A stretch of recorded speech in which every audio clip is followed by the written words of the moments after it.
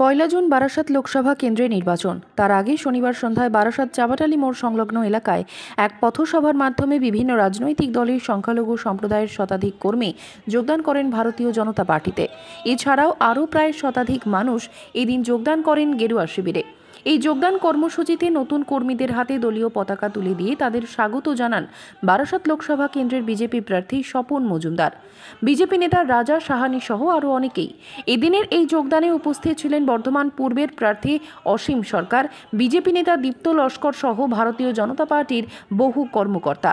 গোটা বিষয়টি নিয়ে ভারতীয় জনতা পার্টির কার্যকর্তা রাজা সাহানি সংবাদ মাধ্যমের মুখোমুখি হয়ে বলেন, আজকে আমাদের কর্মসূচি ছিল সংখ্যালঘু ভাইরা প্লাস আরও আমাদের মানুষ আমাদের এগিয়ে এসে জয়নিং হয়েছে আজকে, তথা একটা পথসভা ছিল চাবাটালি মোড়ে, সেটাই আমাদের মূল কর্মসূচি ছিল আর কি। প্রায় 150 উপরে সবচেয়ে বেশি সংখ্যালঘু ভাইরাই ছিল। সংখ্যালঘু ভাইরা প্রায় 100 উপরে ছিল, বাকিটা আমাদের লোকাল যে মানুষ ছিল আর কি, আমাদের বিধানসভার মানুষই জয়েন করেছে সব। আজকে আমাদের যশস্বী প্রধানমন্ত্রী মোদীজিকে দেখে সংখ্যালঘু ভাইরা বুঝতে পেরেছে যে কি ওরা এতদিন ভুল পথে পরিচালিত হচ্ছিল।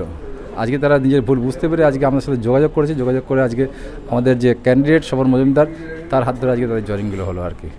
এরা ভুল বুঝেই তো আজকে আমাদের কাছে এগিয়ে এসেছে, যার জন্য আমরা খুব উদ্বুদ্ধ, আমরা খুশি। অন্যদিকে বারাসাত লোকসভা কেন্দ্রে এবারে জয়ী হবে বিজেপি।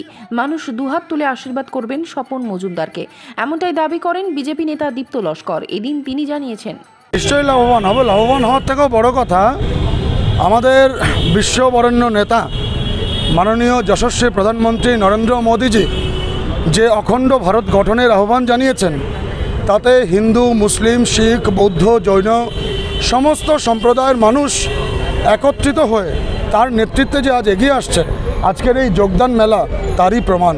এখানে শুধুমাত্র রাজনৈতিকভাবে লাভবান হওয়ার প্রশ্ন নয়, আজ বারাসাত লোকসভা যে বিজেপি জিততে চলেছে তার একটা প্রকাশ এই কর্মসূচি বারাসাতবাসীকে দেখাবে। কারণ বারাসাতবাসী দীর্ঘদিন ধরে তারা সরকারি সুবিধা থেকে বঞ্চিত, বিভিন্ন কেন্দ্রীয় প্রকল্প এখানে ঠিকমতো লাগু হয়নি, যে সমস্ত প্রকল্প এখানে এসছে তার টাকা নয়ছয় হয়েছে। সেই জন্য আজকে বারাসাতের মানুষ তারা ভারতীয় জনতা পার্টির প্রার্থী স্বপন মজুমদারকে দুহাত তুলে সমর্থন করার জন্য আজকের এই যোগদান কর্মসূচি স্বতঃস্ফূর্তভাবে আয়োজন করেছেন।